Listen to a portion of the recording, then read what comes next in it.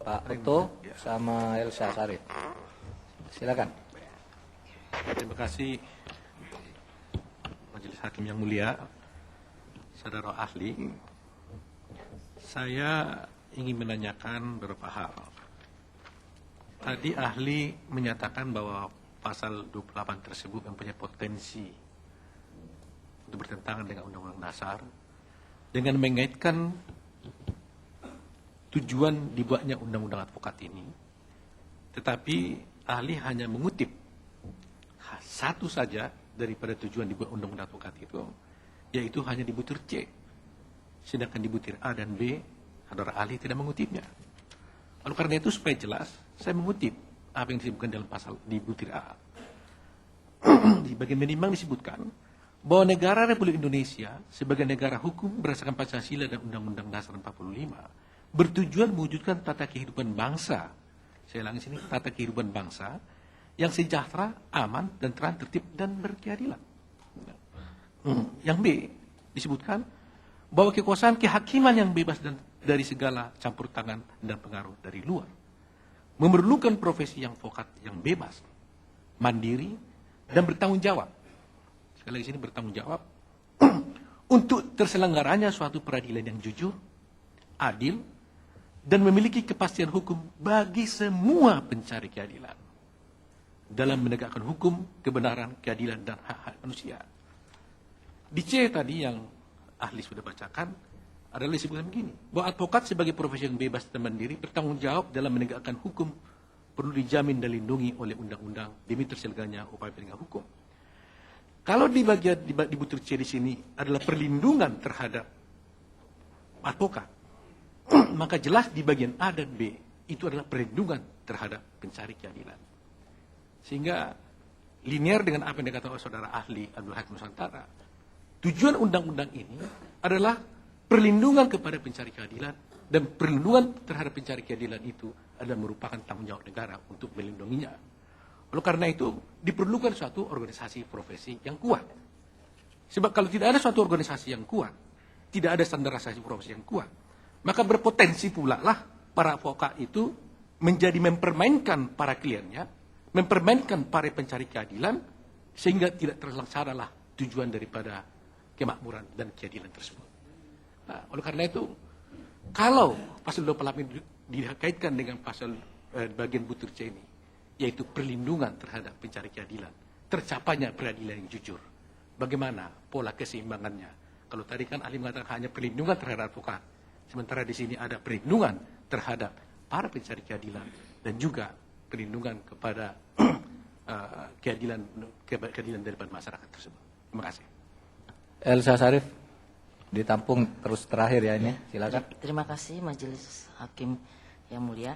Mohon dijelaskan oleh ahli di dalam kebebasan berserikat berkumpul yang masuk dalam bab warga negara dan penduduk dalam Undang-Undang Dasar 1945, di mana kebebasan itu masuk di dalam pembentukan organisasi massa dan lain-lain, itu masuk dalam Departemen Dalam Negeri. Nah, sedangkan profesi advokat itu masuk dalam pasal 24 Undang-Undang Dasar 45 yang mana tentang kehakiman, itu dinyatakan adalah organisasi yang dimaksud ini bukan organisasi massa, bukan organisasi warga negara, tetapi organisasi profesi advokat yang mana sebagai penegak hukum. Itu saya ingin penjelasan dan korelasi yang pada saat sebelum adanya undang-undang advokat ini dibentuk, itu tentang masalah regulasi ini dipegang oleh Departemen Hukum dan HAM. Sehingga saya ingin menjelaskan apa bisa disamakan yang kedua posisi ini. Yang satu dulu dibentuk oleh departemen, diatur oleh Departemen Dalam Negeri, dan sekarang waktu dulu diatur dalam Departemen Hukum dan HAM yang dialihkan kepada organisasi profesi advokat. Saya nggak mau profesinya dihilangkan ya, profesi advokat yang akhirnya dipegang oleh itu untuk mengambil regulatornya. Nah, yang tidak membatasi atau mematikan organisasi-organisasi yang dibentuk oleh advokat yang dikaitkan dengan warga negara.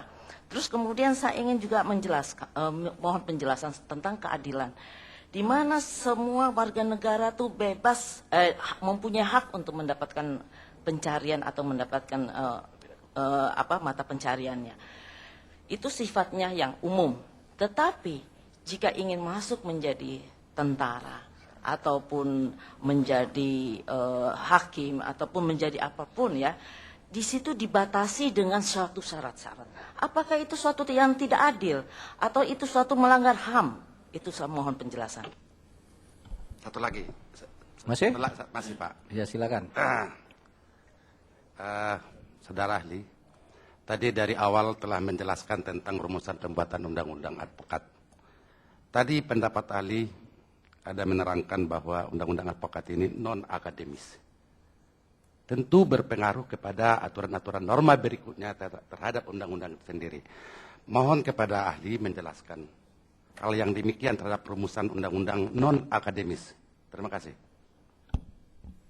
Silakan dipersingkat Pak Saldi. Terima kasih Ketua Majelis dan Majelis Hakim yang saya muliakan. Izinkan saya untuk tidak menjawab pertanyaan nomor 1 Bu Elsa Sarif karena itu tidak bahagian yang saya kemukakan dalam keterangan sebagai ahli. Saya tidak menjelaskan struktur, tapi lebih kepada hal-hal lain di luar itu, Bu Elsa. Saya mohon maaf tidak menjelaskannya. Saya akan jawab pertanyaan Bu Elsa berbarengan dengan pertanyaan Pak Oto Hasibuan.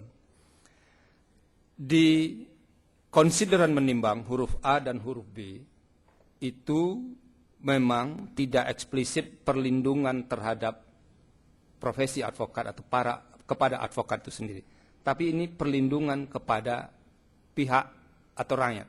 Nah menurut saya, memberikan keluasan kepada rakyat untuk menentukan kelompok advokat yang mau ia percaya di pengadilan, itu bahagian juga dari memberikan kepuasan kepada masyarakat. Nah, kalau ia terfokus pada satu institusi saja, atau satu-satunya organisasi, itu menyediakan keterbatasan juga kepada rakyat untuk mencari keadilan itu sendiri. Jadi menurut saya memahaminya, semakin ada pilihan, itu menjadi semakin lebih baik. Karena proses pelayanan itu kan menyangkut pilihan orang yang mau dilayani. Nah itu, jadi menurut saya, kalau orang mau menentukan organisasi lain, ada pilihan, itu menjadi lebih baik. Jadi kalau dia hanya satu organisasi saja, itu ada batasan orang untuk memilih. Karena ini menyangkut kepercayaan.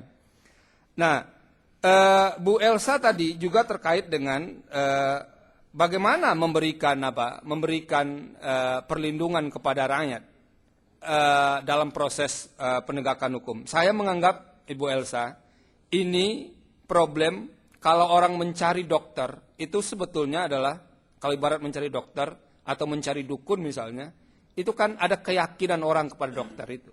Kalau hanya ada satu-satunya dokter, lalu tidak yakin kan tidak ada punya pilihan lain di luar itu. Nah, yang terakhir, soal saya sebetulnya tidak pernah menyebut non-akademis, Pak.